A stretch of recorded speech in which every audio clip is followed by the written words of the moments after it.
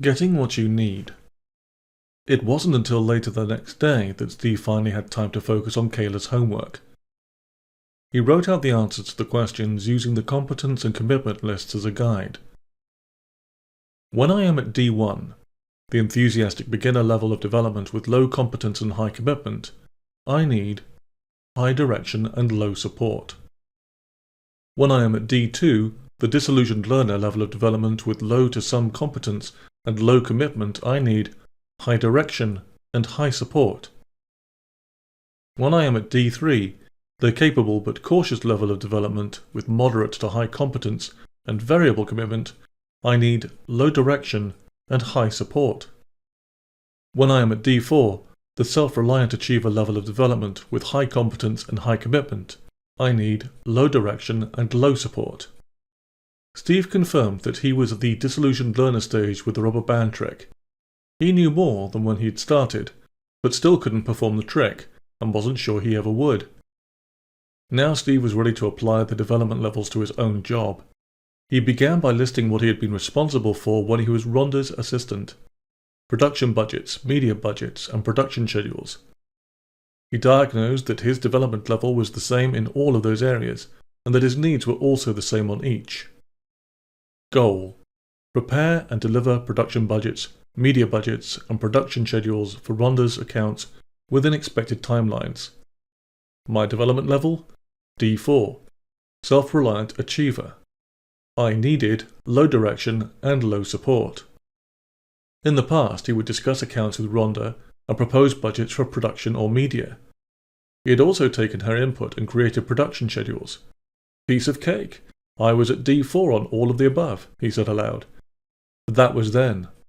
Now he didn't even have the confidence to do the things he used to take for granted. He made a note. Used to be a D4, but I think I've gone backward. He turned his attention to what was happening now and asked himself, what goals and tasks am I responsible for as an account executive for the United Bank account? It was then that he had his aha moment. His role with United Bank now was very different from what his role had been when he worked with Rhonda. Yet he considered them the same. There was a big difference between preparing a budget based on Rhonda's input and having to develop one from scratch. He didn't have any idea where to begin, let alone how to sell United Bank on it. Considering the current circumstances, he acknowledged his new goal. Goal: get buy-in from United Bank for production budget, media budget, and production schedule. My development level? D2. Disillusioned learner. I need high direction and high support.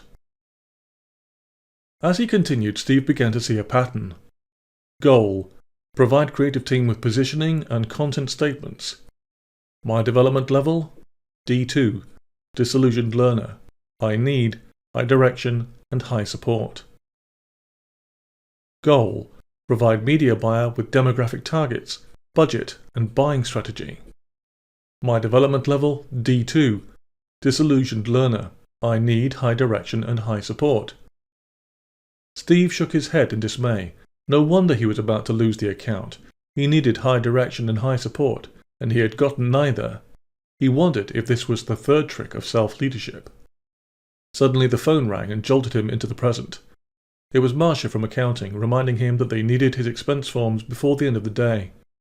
No problem, Steve said, even though it was. Steve pulled out his expense file. This is one area where he knew he was at D3, the capable but cautious performer stage.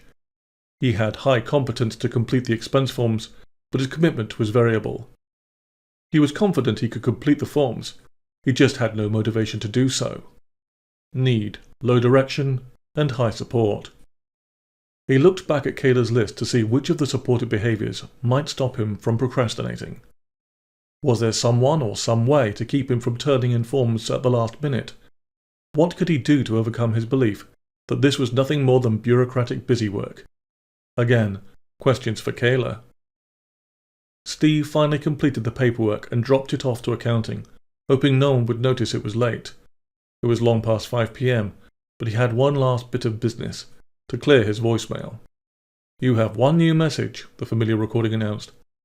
Steve pressed 3 to listen. Steve, this is Rhonda. We need to talk. I've just picked up a message from Roger at United Bank and he is not pleased. I understand your presentation didn't go over well. It would have been nice to hear it from you instead of the client. This sounds serious.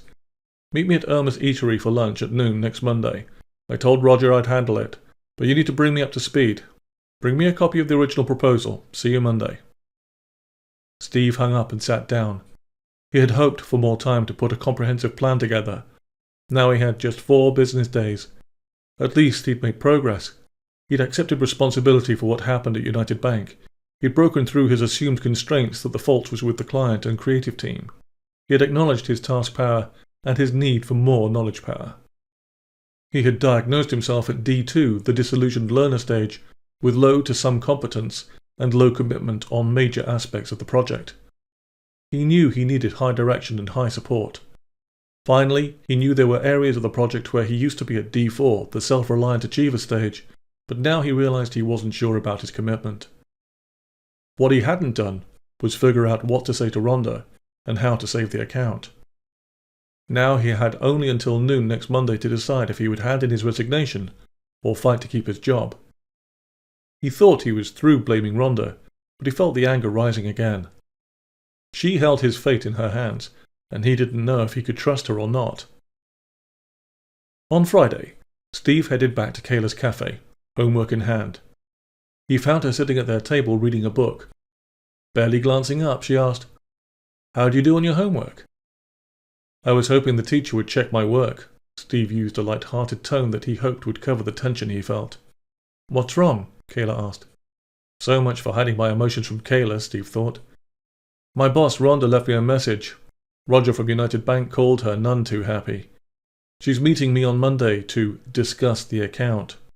Steve drew quotes in the air to emphasize the last 3 words. "Sounds as though we'd better speed up your learning cycle," Kayla said as she cleared the table. "Do you have the card I gave you that shows the development continuum?" Steve found the dog-eared card in his notebook and handed it to Kayla. Kayla tore the card in half. "What are you doing?" Steve said, trying to keep his voice down. Kayla stacked the 2 halves together and tore them in 2. "Oh, a trick?" Steve allowed. Kayla took the 4 pieces and put them in the palm of her left hand. She laid her right palm on top, encasing the torn shards of paper between her 2 palms. Then she raised her hands in prayer position and rubbed her palms back and forth as though grinding the pieces together. "If this comes out in one piece, I'm going to freak," Steve said, more to himself than to Kayla. Situational Leadership 2 Model. Sure enough, when Kayla opened her hands, 1 piece of paper fell to the table. Her eyes met Steve's. Then she looked back down at the piece of paper, beckoning him to pick it up. Steve tentatively looked at the paper, unfolded it, and puzzled over the new image. "What do the different colours mean?" asked Steve. "It's colour-coded for each development level. There is a corresponding leadership style to provide you with the appropriate amount of direction and/or support you need.